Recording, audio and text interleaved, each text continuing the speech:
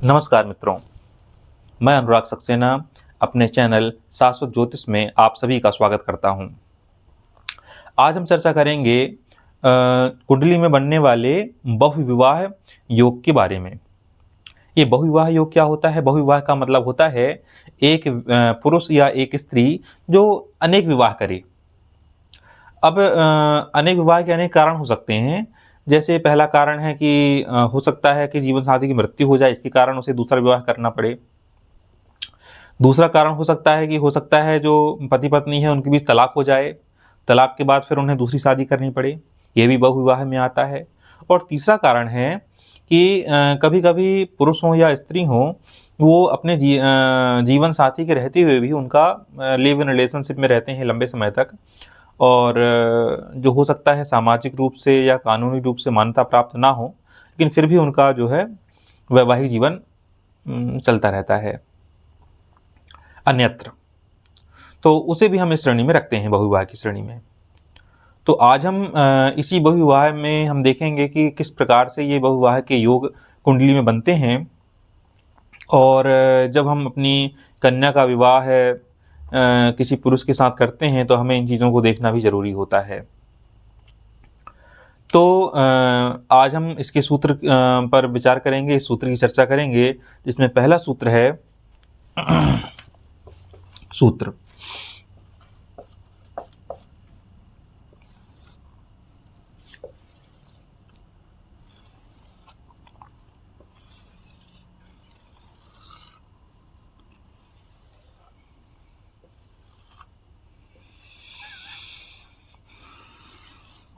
मान लीजिए ये किसी पुरुष या स्त्री की कुंडली है, लगन कोई भी हो सकता है, ठीक है। तो यदि ये लगन कहलाता है या प्रथम भाव कहलाता है और ये सप्तम भाव कहलाता है, यदि इस लगन में शुक्र बैठे हों और साथ में चंद्रदेव भी बैठे हों, तो यहां पर बहुविवाह की संभावना बन जाती है, ठीक है। ये पहला सूत्र है कि लग्न में जब शुक्र और चंद्र हों तो ऐसी व्यक्ति के बहुविवाह के चांसेस रहते हैं। दूसरा सूत्र है, यदि यही शुक्र और चंद्र यहां पर बैठे हों, युति बनाकर ये शुक्र और चंद्र सातवें भाव में बैठे हों, तो वो यहां पर भी बहुविवाह के चांसेस बन जाते हैं, ठीक है। ये अपन ने दूसरा सूत्र देखा। अब अपन तीसरा सूत्र देखते हैं। तीसरा सूत्र क्या होगा? ये पहला भाव है, ये सातवां भाव है। जब यहां पर लग्नेश बैठे हों,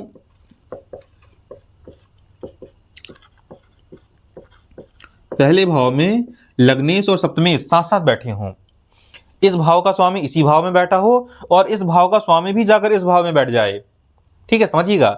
लग्न का स्वामी लग्न में ही बैठा हो और सातवें भाव का स्वामी भी जाकर लग्न में बैठ जाए, तो भी ऐसे में जातक या जातिका के जीवन में बहुविवाह की संभावना बन जाती है। इसी में हम फिर देखते हैं, मान लीजिए यदि ये योग यहां पर नहीं बन रहा है, यहां पर बन जाए, तो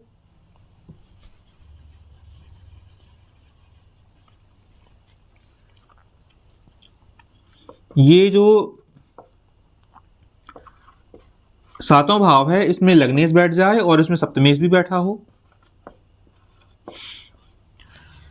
ये सातवां भाव है, सातवें भाव का स्वामी सातवें भाव में हो और ये लग्न है, इस लग्न का स्वामी भी जाकर इस सातवें भाव में बैठ जाए, तो भी हम कहेंगे यहां पर जातक या जातिका के जीवन में बहुविवाह की संभावना बन जाती है। अगला देखते हैं,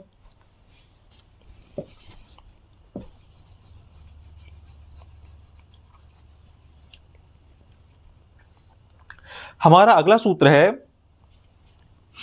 ये छठवां भाव कहलाता है, ये आठवां भाव कहलाता है और ये 12वां भाव कहलाता है, ठीक है। अब हम देखेंगे, यदि यहां पर द्वितीयेश हो,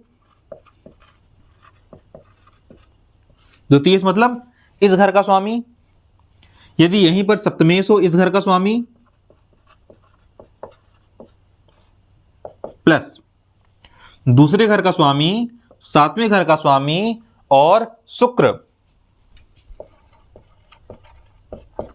तीनों के तीनों छठे भाव में बैठे हों, दूसरे घर का स्वामी, सातवें घर का स्वामी और शुक्र तीनों के तीनों छठे घर में बैठे हों, तो यहां पर भी बहुविवाह की संभावना कुंडली में बनती है। आगे देखते हैं। अब मान लीजिए ये योग यहां पर नहीं बने, यहां पर बन जाए। द्वितीयेश प्लस सप्तमेश प्लस शुक्र। यहां भी देखिएगा, इस घर का स्वामी, इस घर का स्वामी आठवें भाव में चले जाएं और साथ में शुक्र भी हो, तो यहां पर भी बहुविवाह की संभावना बनती है। ये 12वां भाव है। यदि यहां पर भी द्वितीयेश यहां आ जाए, साथ में सप्तमेश भी आ जाए यहां पर, प्लस यहां पर शुक्र भी आ जाए, ठीक है। द्वितीयेश, सप्तमेश और शुक्र इन तीनों की युति या तो छठे भाव में हो, या आठवें भाव में हो, या 12वें भाव में हो, कहीं पर भी हो इन तीनों भाव में, तो हम कहेंगे कि जातक या जातिका कुंडली में बहुविवाह के योग बन रहे हैं, ठीक है।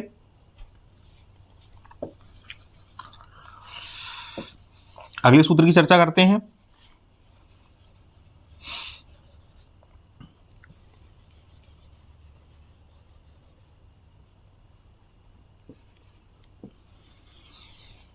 हमारा अगला सूत्र है, यहां पर भी पाप ग्रह बैठा हो, सातवें भाव में पाप ग्रह बैठा हो, आठवें भाव में भी पाप ग्रह बैठा हो, और ये 12वें भाव में मंगल बैठा हो, ठीक है। सातवें घर में पाप ग्रह मान लीजिए शनि बैठा हो, आठवें घर में भी पाप ग्रह मान लीजिए राहु बैठा हो, और ये 12वां भाव है, इस पर मंगल बैठा हो, तो हम कहेंगे कि यहां पर भी जातक या जातिका की कुंडली में बहुविवाह के योग बन रहे हैं। उसे अपने जीवन में एक से अधिक विवाह करना पड़ सकता है या करना पड़ेगा।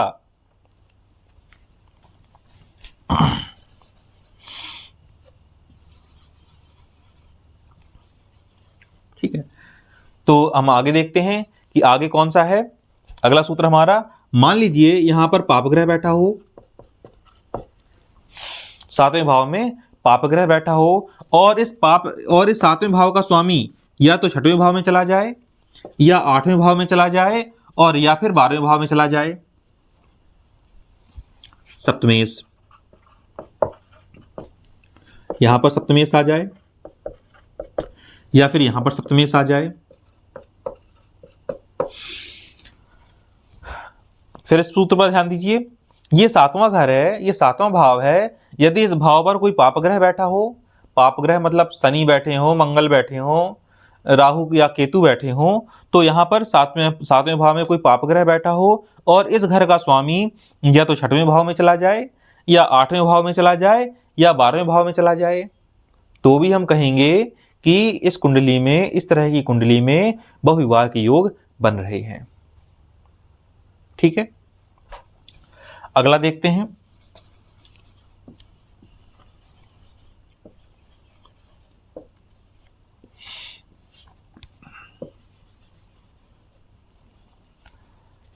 हमारा अगला सूत्र है, या तो लग्नेश 12वें भाव में बैठा हो, या तो लग्नेश 12वें भाव में चला जाए। लग्नेश मतलब ये इस भाव का स्वामी या तो यहां चला जाए, और या फिर इस लग्न का स्वामी यहां आ जाए, लग्नेश यहां बैठा हो, तो यहां पर भी चूंकि ये जब लग्नेश छठे, आठवें, 12वें चला जाता है तो जीवन में संघर्ष की स्थिति बन जाती है। लेकिन यहां पर एक सूत्र है कि यदि लग्नेश 8वें या 12वें भाव में चला जाता है, तो भी हम देखते हैं कि ऐसे में बहुविवाह की संभावनाएं बनती हैं। कारण कुछ भी हो सकता है बहुविवाह का, है ना, लेकिन ऐसा माना गया है कि लग्नेश यदि 8वें और 12वें में चला जाए तो यहां पर बहुविवाह के चांस बन जाएंगे।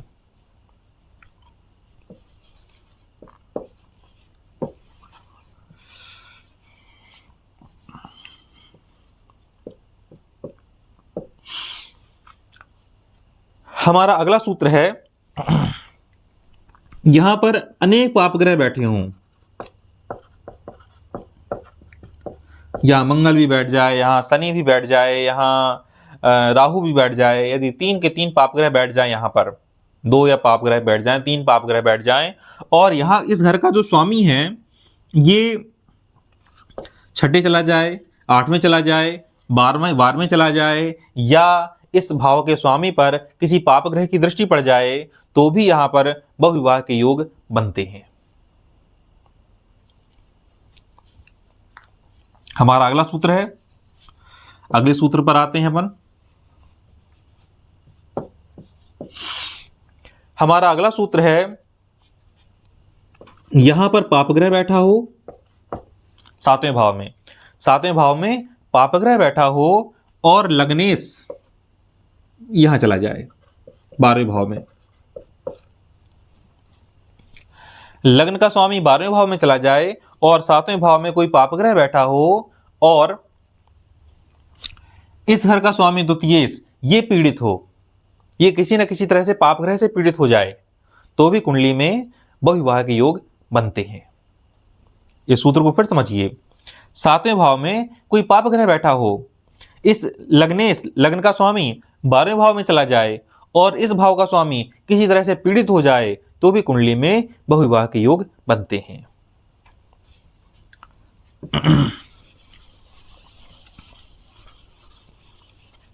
अगला सूत्र है अपना, लग्नेश प्लस सप्तमेश प्लस चंद्रमा। यदि लग्नेश लग्न का स्वामी, 7वें भाव का स्वामी और चंद्रमा किस राशि में हो, द्विस्वभाव राशियों में हो, ये किस राशि में स्थित हो, द्विस्वभाव राशियों में,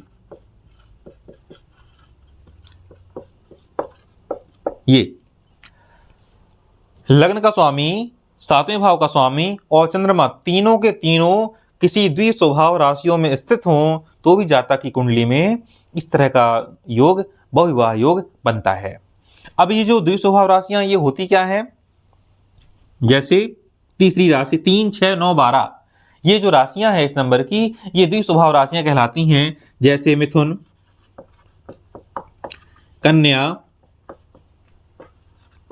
धनु और मीन, ये जो है द्विस्वभाव राशियां कहलाती हैं।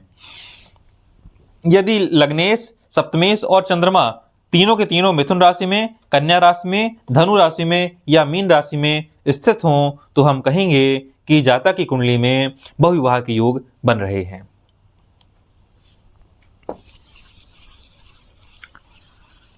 हमारा अगला सूत्र,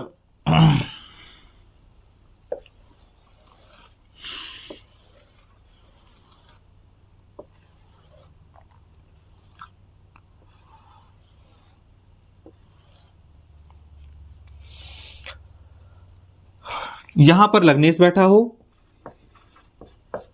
ये कौन सा भाव है, ये 7वां भाव है। 7वें भाव में जब लग्नेश बैठा हो, जब द्वितीयेश बैठा हो, जब इसमें षष्ठेश बैठा हो और साथ में कोई पाप ग्रह भी बैठ जाए, इसको समझिएगा, इस भाव को, इस सूत्र को समझिएगा। लग्नेश कौन, मतलब यहां का स्वामी, इस घर का स्वामी, इस घर का स्वामी, इस घर का स्वामी, तीनों के तीनों छठे भाव 7वें भाव में चले जाएं और साथ में कोई पाप ग्रह भी साथ में बैठ जाए, तो यहां पर भी बहुविवाह के योग बनते हैं। ठीक है।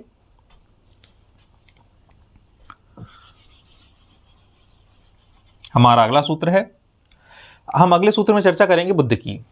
ये जो बुध होता है, ये क्रीड़ा और मनोरंजन, इसमें इसकी विशेष रुचि रहती है। और जो 7वां भाव रहता है, ये विवाह का घर है, ये जीवन साथी का भाव है। जो 12वां भाव है वो सैय्यद सुख का भाव है। तो यहां पर जब बुध बैठ जाता है, बुध या तो यहां बैठ जाए या फिर यहां बैठ जाए, तो ज्योतिष में ऐसा माना गया है कि ऐसा व्यक्ति भी बहुत सारे विवाह में दिलचस्पी रखता है, बहुत सारे संबंधों में ऐसे व्यक्ति की रुचि होती है। ठीक है। तो जब बुध या तो 7वें भाव में हो या फिर 12वें भाव में हो, तो इस तरह के योग जो है हमें सामने दिखाई देते हैं।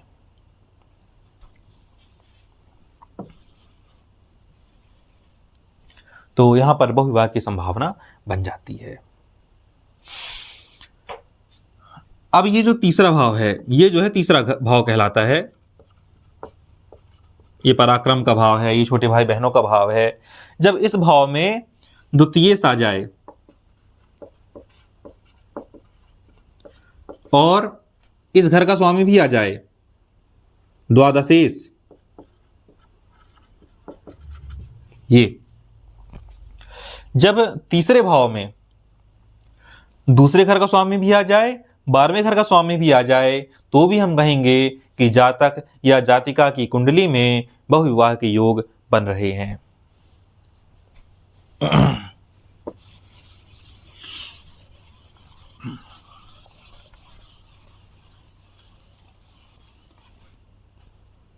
अगला है हमारा कि सप्तमेश और एकादशेश। सप्तमेश कौन? 7वें घर का स्वामी। एकादशेश कौन? 11वें घर का स्वामी। यदि ये दोनों कुंडली में कहीं पर भी इकट्ठे बैठे हों, युति बनाकर बैठे हों, तो भी हम कहेंगे कि जातक या जातिका की कुंडली में बहुविवाह के योग बन रहे हैं, या जातक या जातिका के जीवन में बहुविवाह की संभावना बन रही है। तो ये हैं हमारे सूत्र बहुविवाह के। तो आप जब भी कुंडली देखें तो इस तरह के सूत्रों पर विशेष नज़र रखें कि जब हम विवाह जैसे रिश्ते पर बंधने जा रहे हैं तो जातक या जातिका के कुंडली में कहीं इस तरह के योग तो नहीं है कि उसे जीवन में अनेक विवाह का सामना करना पड़े, चाहे कारण कुछ भी हो। कारण तलाक भी हो सकता है, कारण जीवन साथी की मृत्यु भी हो सकती है, या कारण एक अलग तरह के संबंध भी हो सकते हैं। तो आशा है कि आपको आज का वीडियो जो है समझ में आया होगा। और इसके लिए जो है जब इस तरह के योग बन रहे हैं तो पहले से ही अपन कुंभ विवाह की सलाह देते हैं, है ना। और ये सलाह भी दी जाती है कि जिस ग्रह से संबंधित समस्या कुंडली में है उस ग्रह की पूजा पाठ करवाई जाए, उस ग्रह की शांति करवाई जाए और उस ग्रह का दान करवाया जाए। ठीक है। तो आप लोग जो है अपनी अपनी कुंडली देखिएगा कि कहीं आपकी कुंडली में तो ये योग नहीं है। और जो भी हमारे ज्योतिष के दर्शक हैं, जो भी इसमें रुचि रखते हैं, वो लोग भी जब प्रेडिक्शन करते हैं तो थोड़ा सा इन सूत्रों पर गौर करके प्रेडिक्शन करें। आशा है कि आपको आज का वीडियो अच्छा लगा होगा। अगले वीडियो में फिर किसी विषय पर हम चर्चा करेंगे। तब तक के लिए आप सभी का बहुत बहुत धन्यवाद। नमस्कार।